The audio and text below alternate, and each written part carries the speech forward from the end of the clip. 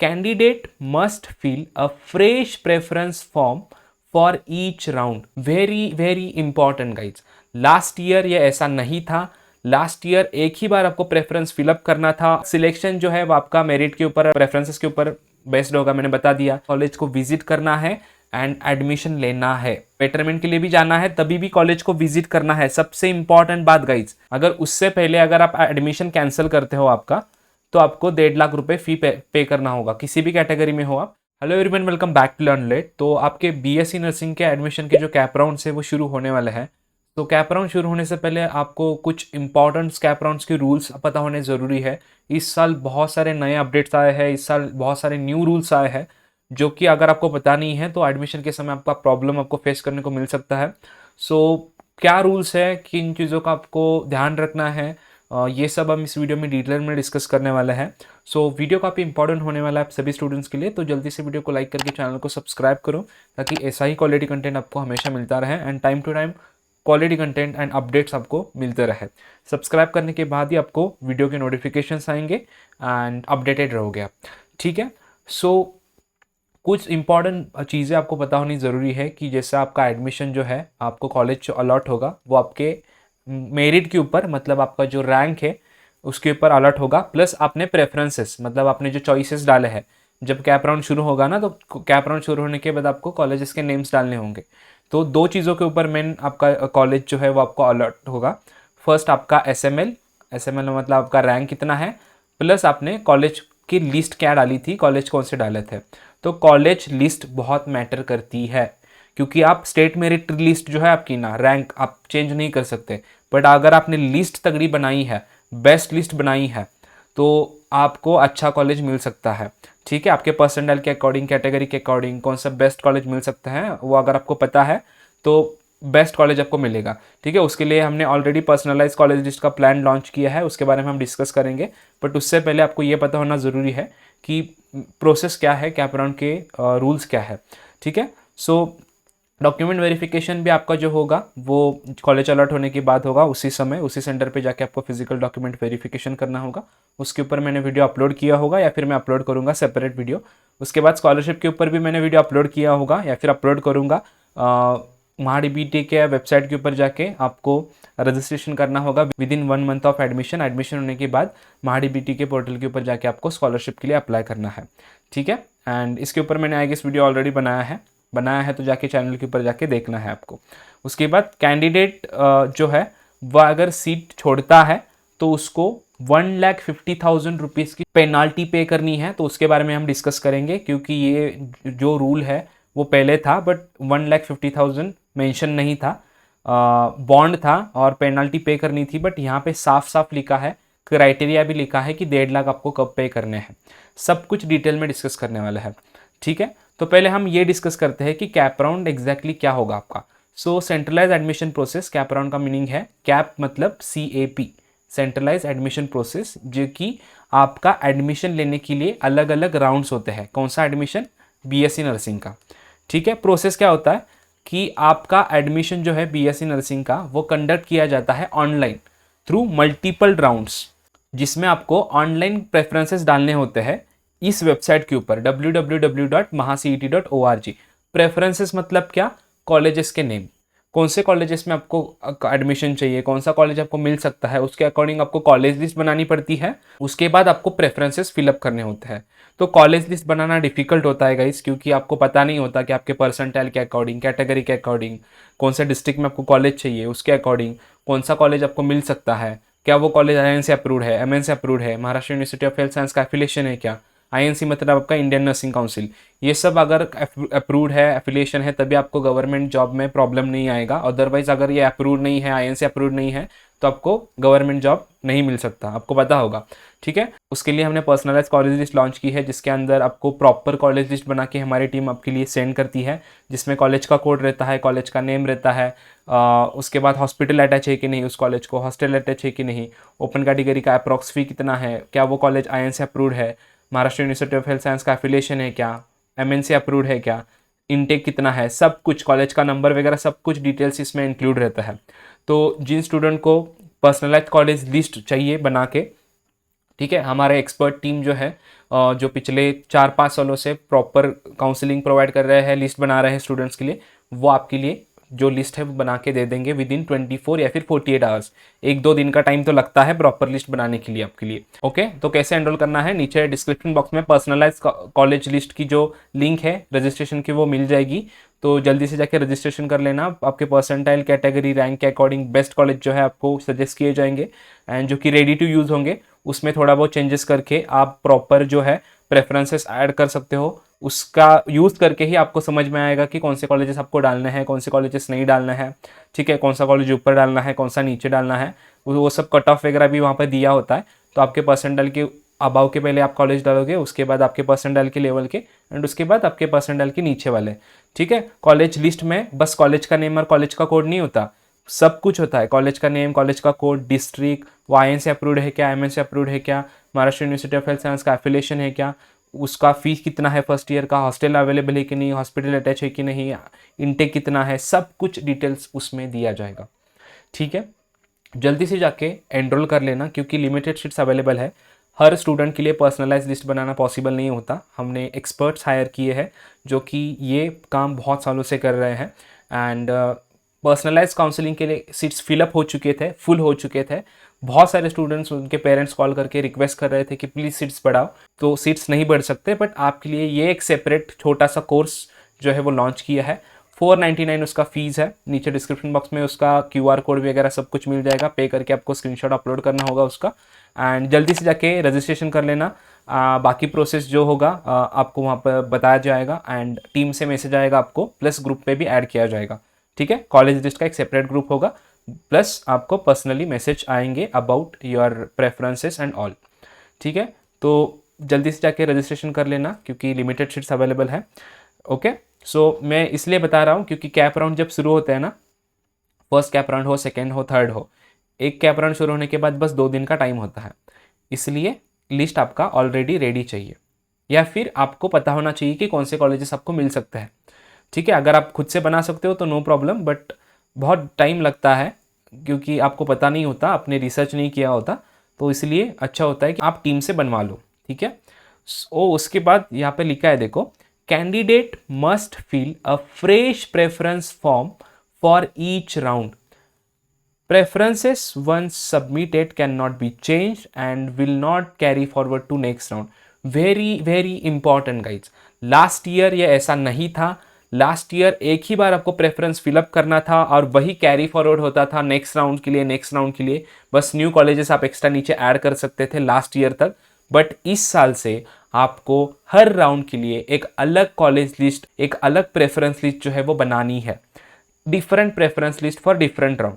ठीक है, नई प्रेफरेंस लिस्ट आपको हर राउंड के लिए बनानी है और वो प्रेफरेंस लिस्ट जो है वो एक बार सबमिट करने के बाद वो आप उसको चेंज नहीं कर सकते एंड फर्स्ट राउंड के लिए वो यूज़ करने के बाद सेकेंड राउंड के लिए वही प्रेफरेंस लिस्ट फॉरवर्ड नहीं होगी। नई प्रेफरेंस लिस्ट आपको बनानी होगी सेकेंड राउंड के लिए जाना है तो। ठीक है, तो हर राउंड के लिए नई प्रेफरेंस लिस्ट बनानी है। ये समझ में आ गया? कैसे कॉलेजेस के नेम्स आपको डालने हैं प्रेफरेंस लिस्ट में, उसके ऊपर वीडियो आ जाएगा। बट कॉलेजेस कौन से डालने हैं वो अगर आपको पता करना है तो उसके लिए कॉलेज लिस्ट रेडी होना चाहिए आपका, पर्सनलाइज कॉलेज लिस्ट। ठीक है, तो जल्दी से जाके पर्सनलाइज कॉलेज लिस्ट आपका बनवा के रख लेना। ओके, सो उसके बाद सिलेक्शन जो है वो आपका मेरिट के ऊपर और प्रेफरेंसेस के ऊपर बेस्ड होगा। मैंने बता दिया, मेरिट मतलब आपका SML, प्रेफरेंसेस मतलब आपने जो कॉलेज डाले हैं उसके ऊपर आपको कॉलेज अलॉट होगा। ठीक है, एंड यहाँ पे इंपॉर्टेंट दिया है कि candidate who are allotted seat must join the college within the prescribe time or they will become ineligible for subsequent rounds. मतलब किसी कैंडिडेट को अगर कॉलेज अलॉट होता है तो वो कॉलेज उसको जाके विजिट करना ही है। ठीक है, भले उसको एडमिशन लेना हो उस कॉलेज में या फिर ना लेना हो। ठीक है, अगर वो कॉलेज वो विजिट नहीं करता प्रिस्क्राइब टाइम में, मतलब 2 दिन का ही टाइम दिया जाता है, वो 2 दिन के टाइम में जाके कॉलेज को विजिट करना है एंड एडमिशन लेना है। अगर एडमिशन नहीं लेना है तो एडमिशन कैंसिल करना होगा। बेटरमेंट के लिए भी जाना है तभी भी कॉलेज को विजिट करना है। सबसे इंपॉर्टेंट बात गाइज, आपको पता होना जरूरी है कि अगर आपको उस कॉलेज में एडमिशन नहीं चाहिए, फर्स्ट राउंड में सपोज आपको कुछ कॉलेज मिल गया, कोई कॉलेज अलॉट हो चुका है और अगर आपको उसमें एडमिशन नहीं चाहिए तो भी आपको उस कॉलेज को विजिट करना होता है एंड प्रोसेस फॉलो करना होता है जो भी वो कॉलेज बताता है। तभी आप नेक्स्ट राउंड के लिए एलिजिबल होंगे। अगर आपको कॉलेज अलॉट होता है और अगर आप वो कॉलेज विजिट नहीं करोगे दिए हुए टाइम के अंदर, मतलब 1-2 दिन का टाइम दिया जाता है, तो आप आगे के राउंड से बाहर हो जाओगे, डायरेक्टली बाहर। ठीक है, तो ये इंपॉर्टेंट बात आपको पता होनी जरूरी है, जो कि न्यू रूल में इंक्लूडेड है। ठीक है, उसके बाद बेटरमेंट एंड अपग्रेडेशन, मतलब बेटरमेंट मतलब क्या, कोई कॉलेज आपको फर्स्ट राउंड में अलॉट हो चुका है या फिर सेकेंड राउंड में, और वो कॉलेज आपको नहीं चाहिए, आपको अगले राउंड में जाना है, तो उसका प्रोसेस क्या है basically. So if a candidate is allotted a seat and does not fill up status retention form, they will be considered for upgradation in subsequent rounds. इसका मतलब क्या है कि सपोज करो कि आपको कोई कॉलेज अलॉट होता है फर्स्ट राउंड में, सपोज करो आपको फर्स्ट राउंड है आपका ये, ठीक है, फर्स्ट राउंड में आपको सपोज करो ABC कॉलेज अलॉट होता है और ये कॉलेज आपको नहीं चाहिए, हाँ, आपको ये कॉलेज में एडमिशन नहीं लेना है, तो उस केस में आप क्या क्या करना होगा, वो ABC कॉलेज जाके विजिट करना होगा, भले आपको एडमिशन चाहिए या फिर नहीं चाहिए, विजिट करना होगा वो कॉलेज जाके। विजिट करने के बाद वहाँ पे स्टेटस रिटेंशन फॉर्म जो है वो नहीं भरना है, स्टेटस रिटेंशन फॉर्म नहीं भरना है, नो। अगर आपको एडमिशन नहीं लेना है तो स्टेटस रिटेंशन फॉर्म नहीं भरना है। स्टेटस रिटेंशन एक फॉर्म होता है, वो भरने के बाद आपका एडमिशन फिक्स होता है। ठीक है, अगर दूसरे राउंड के लिए जाना है तो स्टेटस रिटेंशन फॉर्म मत भरना, सिंपल। अगर एडमिशन लेना है तो स्टेटस रिटेंशन फॉर्म भरो, अगले राउंड के लिए जाना है तो स्टेटस रिटेंशन फॉर्म ना भरो। समझ में आ गया? तो यहाँ पे वही लिखा है कि जो स्टेटस रिटेंशन फॉर्म नहीं भरेंगे, कॉलेज जाके विजिट करेंगे एंड स्टेटस रिटेंशन फॉर्म नहीं भरेंगे, वो अगले राउंड के लिए जाएंगे। Got it? एंड उसके बाद if the candidate fill the status retention form, they confirm that they will not participate in further rounds and this decision cannot be reversed। मतलब अगर आप स्टेटस रिटेंशन फॉर्म भरते हो तो इसका मतलब ये है कि आपको बाकी राउंड्स नहीं खेलने हैं, बाकी राउंड्स के लिए आपको नहीं जाना है और आपको उसी कॉलेज में एडमिशन लेना है, एंड ये चेंज नहीं हो सकता। एक बार स्टेटस रिटेंशन फॉर्म भर दिया आपने तो आपका एडमिशन फिक्स हो गया, इसको रिवर्स नहीं कर सकते, इसको चेंज नहीं कर सकते। ठीक है, तो एडमिशन एक बार स्टेटस रिटेंशन फॉर्म भरने के बाद admission confirm. Got it? Okay, so आपको ये समझ में आया होगा कि बेटरमेंट कैसे करना है। एंड इन केस सपोज करो कि आपको कैप राउंड 1 में एडमिशन ही नहीं मिला, मतलब कैप राउंड 1 में आपको आया चॉइस नॉट अवेलेबल, ऐसा आता है। अगर आपको कम परसेंटाइल है, आपने गलत सीक्वेंस डाला है ना कॉलेजेस का, आपको जो कॉलेज मिल ही नहीं सकते वही आपने कॉलेजेस डाले, तो कॉलेज ही नहीं अलॉट होता। इसलिए मैं बोलता हूँ कि आपको पर्सनलाइज कॉलेज लिस्ट बनवा के लेनी चाहिए। ठीक है, जो कि प्रॉपर आपके लिए ऐसा कॉलेज लिस्ट बना के दिया जाता है प्रॉपर, जिसमें आपका एडमिशन हो सके। ठीक है, तो उनके लिए बता रहा हूँ जिनका एडमिशन ही नहीं होता, उनको कुछ नहीं करना है, उनको सेकेंड राउंड का वेट करना है। सेकेंड राउंड स्टार्ट होने के बाद नया प्रेफरेंस फॉर्म वापस से बनाना है सेकेंड राउंड के लिए। सो जिनको अलॉटमेंट ही नहीं होगा उनको नया प्रेफरेंस फॉर्म बनाना होगा, एंड जिनको बेटरमेंट के लिए जाना है उनको भी नया प्रेफरेंस फॉर्म वहाँ पे फिलअप करना होगा। ठीक है, एलिजिबिलिटी फॉर फर्दर राउंड्स, तो यहाँ पे एलिजिबिलिटी क्या दी है देखो, फर्दर राउंड के लिए candidate not allotted any seat और not joined yet are eligible for next rounds if they submit a new preference round. मतलब क्या, जिस कैंडिडेट को कैप राउंड में एक भी कॉलेज अलॉट नहीं हुआ, मतलब उस कैंडिडेट को कॉलेज ही नहीं अलॉट हुआ, चॉइस नॉट अवेलेबल ऐसा आया। ठीक है, चॉइस नॉट अवेलेबल आता है, चॉइस नॉट अवेलेबल मतलब कॉलेज ही अवेलेबल नहीं हुआ, अलॉकेट नहीं हुआ। ठीक है, तो उस केस में आपको क्या करना है, कुछ टेंशन नहीं लेना है, नेक्स्ट राउंड का वेट करना है। जब नेक्स्ट राउंड स्टार्ट होगा तो उस समय न्यू प्रेफरेंस फॉर्म को फिलअप करना है, नई कॉलेज की लिस्ट बना के वहाँ पे सबमिट करनी है। ठीक है, तो मैं इसलिए बताता हूँ कि पहले ही राउंड में, दूसरे ही राउंड में एडमिशन हो जाए तो अच्छा होता है, क्योंकि बाद में सभी का कॉलेज वगैरह स्टार्ट होता है और आप टेंशन में आ जाते हो कि कब स्टार्ट होगा, मेरा अभी तक एडमिशन नहीं हुआ। इसके लिए प्रॉपर लिस्ट आपके पास होनी चाहिए, जिसकी हेल्प से आपको ये समझ में आ जाएगी कौन सा कॉलेज आपको मिल सकता है। ठीक है, तो ये लिस्ट आपको इस तरीके से प्रॉपर टीम बना के दे देगी, इसके लिए मैं आपको बोलता हूँ कि जाके रजिस्ट्रेशन कर लेना। ओके, एंड उसके बाद यहाँ पे दिया है देखो, candidate who join and resign or field status retention form will not be eligible for further round. मतलब जो स्टूडेंट जाते हैं वहाँ पे एंड एडमिशन फिलअप करते हैं, स्टेटस रिटेंशन फॉर्म फिलअप करते हैं, वो स्टूडेंट्स एलिजिबल नहीं होंगे आगे के राउंड्स के लिए। ओके, उसके बाद कुछ स्टूडेंट का डाउट होता है कि इंस्टीट्यूट लेवल के राउंड्स क्या होते हैं। तो आपको पता होगा कि आफ्टर ऑल कैप राउंड, सारे कैप राउंड्स होने के बाद, कैप राउंड 1 2 3 4, ठीक है, 4 राउंड्स मेंशन किए हैं इस साल, तो सारे राउंड होने के बाद अगर vacant seats will be filled by respective colleges through an institute level round, मतलब क्या, सारे कैप राउंड्स हो गए ना आपके, first cap round, second round, third round, fourth round, जितने भी आपके कैप राउंड्स है वो फिलअप होने के बाद भी थोड़े बहुत सीट्स बचते हैं, ठीक है। तो वो सीट्स फिलअप करने के लिए एक सेपरेट राउंड लिया जाता है जो कि होता है इंस्टीट्यूट लेवल का, कॉलेज लेवल का राउंड वहाँ पे होता है, नॉट सीईटी सेल से नहीं होता, वो कॉलेज लेवल के ऊपर होता है राउंड, ठीक है। तो वो राउंड लिया जाता है, उसके लिए सभी स्टूडेंट एलिजिबल नहीं होते, only candidates who not admitted anywhere in previous rounds will be eligible. जिनका एडमिशन कैप राउंड थ्रू होता ही नहीं है, जिसको कैप राउंड में एक भी सीट नहीं मिलता, कॉलेज ही अलॉट नहीं होता, बस वही स्टूडेंट जो है वो इंस्टीट्यूशन लेवल राउंड के लिए एलिजिबल होता है। यहाँ पर सीईटी सेल ने साफ साफ लिखा है only candidate who are not admitted, जिनका एडमिशन कैप राउंड थ्रू नहीं हुआ है सीईटी सेल के, बस वही स्टूडेंट एलिजिबल होंगे इंस्टीट्यूट लेवल राउंड के लिए। Okay, and institution level round is based on inter se merit, मतलब आपका अगेन मेरिट के ऊपर डिपेंड होगा, एंड बाकी आपको जो अथॉरिटी का अप्रूवल है वो सब चाहिए होगा, ठीक है। एंड यहाँ पे इंपॉर्टेंट नोट्स क्या दिए देखो, candidate must join the allotted college or else they will be considered as not interested in admission. एक बार कॉलेज अलॉट होने के बाद कॉलेज का सिलेक्शन लिस्ट आएगा आपका, कौन सा कॉलेज अलॉट हो चुका है कैप राउंड 1 में, कैप राउंड 2 में, जब भी आएगा तो कॉलेज को जाके विजिट करके एडमिशन लेना है आपको। अगर आपको एडमिशन नहीं लेना है, बेटरमेंट के लिए जाना है, फिर भी आपको कॉलेज जो अलॉट होता है उसको जाके विजिट करना है, विजिट करके एडमिशन कैंसिल करना है अगर आपको बेटरमेंट के लिए जाना है तो, but you have to join that college, ठीक है। Candidate must join, college join करना है मतलब ज्वाइन करना है, ठीक है। सो इसलिए कैप राउंड 1 होने के बाद जो भी कॉलेज अलॉट होता है, सेकेंड राउंड में जो भी अलॉट होता है, जो भी कॉलेज अलॉट हो उसको जाके विजिट करना है, भले आपको एडमिशन लेना हो या फिर ना लेना हो। Got it.